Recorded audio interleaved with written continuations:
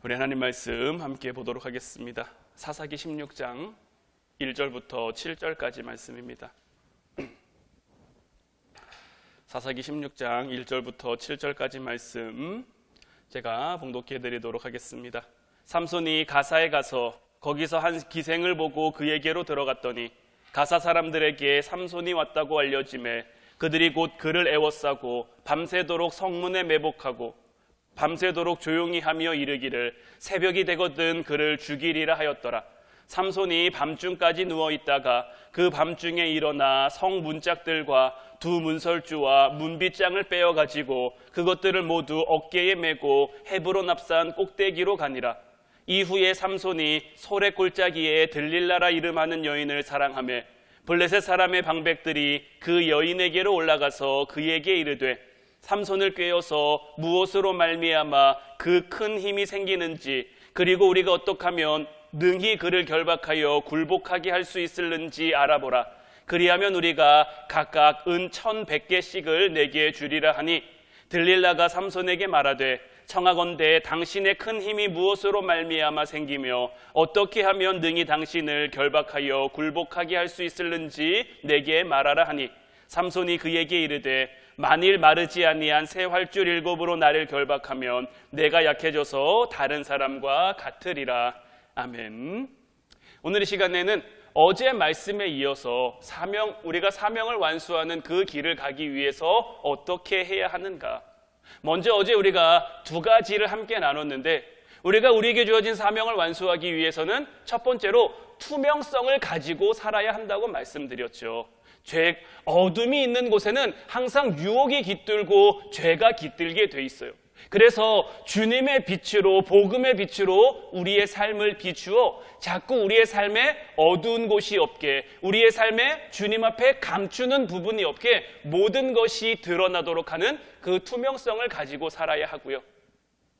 우리가 두 번째로 사명을 즐겨야 한다고 말씀드렸는데 우리가 생각할 때 사명의 길, 십자가의 길은 늘 먼 길이고 늘 험한 길처럼 여겨지지만 우리의 생각을 바꾸고 우리의 어떤 발상을 전환해서 우리에게 주어진 사명의 길이 즐거운 길이고 기쁜 길이고 감사한 길로 여길 수 있도록, 그래서 우리가 이 사명을 즐기기 위해 습관이 되는 삶, 기도가 습관이 되고 말씀 보는 게 습관이 되고 예배가 습관이 되고 그래서 당연히 하는 것처럼 자연스럽게 할 수 있는 것으로 가면 우리가 사명을 즐기게 될 수 있다고 말씀드렸고, 오늘은 세 번째로 우리는 우리에게 주어진 사명을 완수하기 위해서는 중요한 일에 투자하며 살아야 하는 거예요.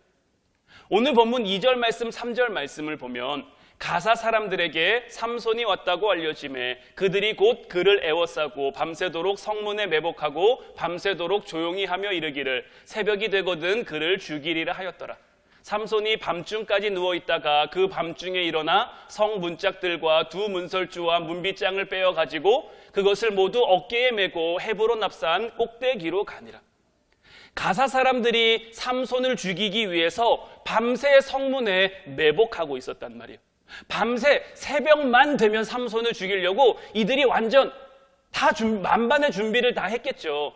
지금까지 삼손에게 당한 것이 많으니 삼손이 얼마나 강한지도 알고 있을 것이고 삼손의 힘이 얼마나 센지도 알 수 있을 것이고, 그래서 그런 것들을 다 염두에 두고 새벽이 되면 이 삼손을 우리가 죽이리라 하고 성문에 매복해 있는데 삼손이 어떻게 합니까?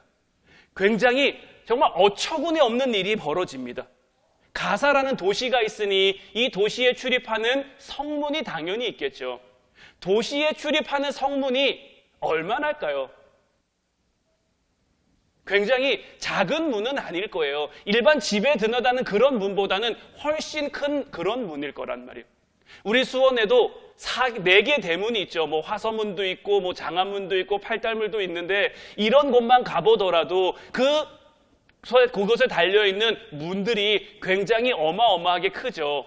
뭐 그 정도까지는 아니었다고 할 수 있을지 몰라도 그래도 우리가 보통 성문이라고 하면 우리가 쉽게 그것을 떼거나 그것을 쉽게 들 수 없을 만한 그런 크기와 무게일 텐데 삼손이 그 성문에 가서 지금 어떻게 합니까? 그 문짝을 우두둑 하고 떼어버리는 거죠. 문만 뗍니까? 문 설주와 빗장까지 그것을 다 떼버리는 거죠. 그리고는 그것을 자기의 어깨에 메고 어디로 갔습니까? 헤브론 앞산 꼭대기로 갔는데, 자, 이 지도를 보시면 가사 밑에 점점점점으로 갈색 점점점점으로 되어 있는 거 보이시죠? 가사에서 헤브론까지는 가까운 거리가 아니에요. 저기 지금 밑에 지도에 축척도 나와 있죠. 저 축척만큼의 거리가 30km란 말이에요. 그럼 제가 눈으로 얼핏 봐도 50km가 넘는 거리예요. 저 축척으로 봤을 때 가사에서 헤브론까지 제가 봤을 때 적어도 한 60, 70km 정도는 되는 것 같아요. 맨몸으로 60, 70km 걷는 것도 보통 사람들은 쉽게 할 수 있는 일이 아니죠. 저 군대에 있을 때 40km 행군했는데도 정말 죽을 것 같더라고요. 군화 신고 했던 그 발 밑 전체가, 발바닥 전체가 물집이 다 잡혀가지고요. 굉장히 한 주간 이상 고생했던 그런 기억이 있는데, 지금 삼손은 그냥 가는 것도 아니죠. 성문짝과 문설주와 빗장을 자기 어깨에 메고 그냥 가는 거예요. 그냥 평지만 걸어가는 게 아니라 헤브론 앞산 꼭대기까지 올라갔으니 산도 탔단 말이에요. 이런 것을 지금 이 블레셋 사람들이 보고 있으니, 가사 사람들이 보고 있으니 이 삼손을 보고 어떤 생각이 들었을까요? 진짜 저게 사람인가 싶지 않았을까요? 뭐 저런 게 다 있나 싶지 않았을까요? 새벽같이 그를 죽이기 위해서 매복하고 기다렸는데 그 모습을 보니 감히 그 앞에 나설 엄두가 났겠습니까? 그와 맞설 만한 그런 배짱 있는 사람이 그들 가운데 있었을까요? 이건 정신 나간 사람 아니면 웬만한 객기 가지고는 저런 힘센 사람 앞에 누가 대적할 수 있겠습니까? 삼손은 그냥 뚜벅뚜벅 걸어서 저 먼 거리를 성문 메고 그냥 가고 있는 거죠. 이것을 바라보는 블레셋 사람들의 사기는 완전히 꺾일 수밖에 없는 거예요. 전의를 상실하고 이제부터 더 이상 삼손에게 힘으로는 대적하면 안 되겠다. 우리가 힘으로는 도저히 삼손을 당할 수가 없구나라는 그 마음이 들었을 거란 말이에요. 그러니까 이제 방법을 바꿔가는 거예요. 마귀는 우리가 생각하는 것보다 훨씬 똑똑합니다. 우리가 아는 것보다 훨씬 더 지혜롭습니다. 이 세상은 우리가 생각하는 것만큼 그렇게 만만한 곳이 아니에요. 마귀는 안 되는 일에 매달리지 않습니다. 엉뚱한 일에 힘을 낭비하지 않고 곧장 다른 방법을 찾는 거예요. 그런데 반면에 우리는 어떨까요? 우리는 때론 엉뚱한 일에 힘을 소모하기도 하고 하나님이 우리에게 주신 은사를 제대로 사용하지 못하기도 하고 영광이 아닌 일에 인생을 낭비하는 경우도 있는 거죠. 그런데 이 마귀는 그렇지 않다라는 거예요. 안 되는 건 일찌감치 그냥 포기해버립니다. 그리고는 어떻게 하면 삼손을 넘어뜨릴 수 있을까? 그걸 연구하고 또 연구합니다. 그런 다음 이 블레셋 사람들이 생각해낸 방법이 무엇입니까? 딥나에서 삼손을 이길 수 있었던 것은 여자를 이용했기 때문이라는 것을 깨닫죠. 그리고는 곧장 그래서 여자를 이용해서 삼손을 무너뜨리기로 결심하는 거예요. 또 이렇게 보면 마귀가 지혜로운 것 같아도 그 수법이 다양하지는 않아요. 반복되는 패턴, 반복되는 그런 수단들이 있단 말이에요. 그런데 우리의 삶은 어떨까요? 우리도 우리의 삶을 돌이켜보면 늘 다른 문제에 우리가 걸려 넘어지지 않아요. 비슷한 문제, 비슷한 경험에 우리가 걸려 넘어지고 또 걸려 넘어지고 또 걸려 넘어지는 걸 봐요. 그러니까 사단이 우리에게 계속 그와 같은 방법을 사용하는 거죠. 그렇다면 이러한 경우에서 우리가 볼 때 이 사단의 공격을 무력화시킬 수 있는 방법이 뭐겠습니까? 같은 실수를 반복하지 않으면 되는 거예요. 같은 죄를 범하지 않으면 우리가 이 사단의 공격으로부터 벗어날 수가 있는 거죠. 삼손의 약점은 여자에게 약하다는 것이었고 이 여자라는 약점만 극복하면 이 삼손도 하나님의 멋진 일꾼으로 세워질 수 있었을 건데 삼손은 늘 번번이 이 여자 문제에 걸려 넘어지고 있는 거죠. 여러분들의 약점은 무엇일까요? 여러분들도 한번 여러분들의 약점이 무엇인지, 나는 번번이 어디에 걸리는지 우리가 한번 돌이켜보고 생각해 볼 필요가 있는 거예요. 왜냐하면 이 사단은 우리의 그 약점을 집요하게 물고 늘어지기 때문인 거예요. 우리의 삶 가운데 시험이 많은 이유가 뭘까요? 시험 때문에 넘어진 사람, 문제 때문에 넘어진 사람, 그 시험 때문에, 그 문제 때문에 또다시 넘어집니다. 왜 그렇습니까? 마귀가 우리의 약점을 알았으니까요. 한번 극복했다고 한번 극복한 걸로 끝나는 게 아니라 비슷한 유형, 비슷한 문제를 계속해서 내는 거죠. 또 걸려 넘어지나 안 걸려 넘어지나. 그런데 우리가 거기에 걸려 넘어지면 계속 반복해서 걸려 넘어질 수밖에 없는 거예요. 사단도 우리의 약한 부분을 기가 막히게 아는 거죠. 그러니까 자꾸 그 부분만 집요하게 물고 늘어지는 거예요. 마귀의 의도대로 우리가 넘어지니까, 마귀의 의도대로 우리가 넘어가니까 계속 그 방법만 반복해서 사용하는 거죠. 때론 우리의 삶 가운데 시험이 그치지 않는다? 우리의 삶 가운데 어떤 이런 어려움이 그치지 않는다?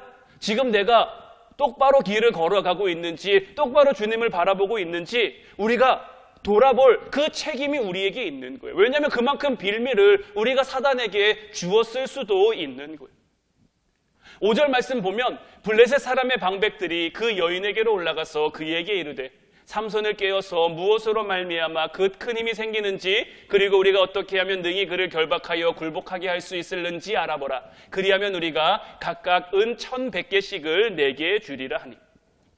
블레셋은 삼손을 넘어뜨리기 위해 이번에도 여자, 들릴라라는 여자를 사용하고 있는데, 이 블레셋이라는 나라는 5개 도시가 연맹을 맺고 있는 5개 도시 연맹 체제예요. 그러니까 지금 이 블레셋 사람의 방백들이라는 것은 뭐냐면 5개 도시의 대표자들이 지금 이 들릴라에게 찾아왔다라는 것을 의미하고 있는 거예요. 이 5개 도시의 이 방백들이 들릴라에게 와서 제안을 하는 거죠. 어떤 제안을 합니까? 삼손을 죽일 수 있는 그 방법을 알려주면 각각 은 1,100개씩. 그러니까 5개의 도시니까 들릴라에게 주어지는 돈이 얼마입니까? 은 5,500개가 되는 거죠. 이 은 5,500개가 어느 정도의 가치를 지니고 있을까요? 우리나라 사람들은 굉장히 좀 계산적이고 수치적인 걸 좋아하나 봐요. 이 부분에 대해서도 굉장히 좀 명확하게 계산해 놓은 부분들이 있더라고요. 또 공교롭게 사사기 17장 10절 말씀을 보면 이 같은 은을 사용된 그 구절이 나오는데, 사사기 17장 10절 말씀을 보면 미가가 그에게 이르되 내가 나와 함께 거주하며 나를 위하여 아버지와 제사장이 되라. 내가 해마다 은 10과 의복 한 벌과 먹을 것을 주리라 하므로 그 레위인이 들어갔더라.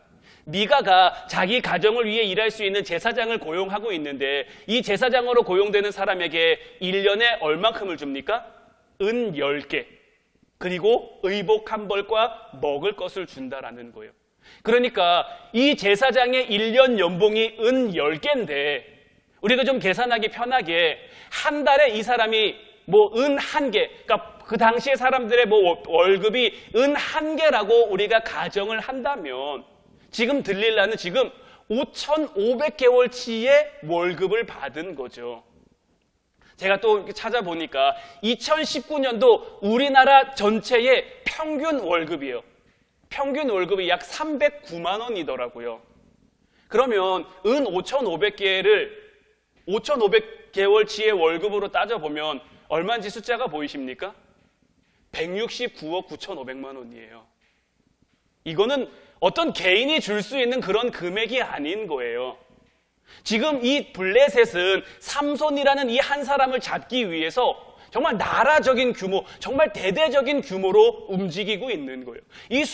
제가 이 수치를 왜 여러분들에게 계산한 것까지 보여드렸냐면, 사단은 한 사람을 무너뜨리기 위해 이렇게까지 한다라는 거예요.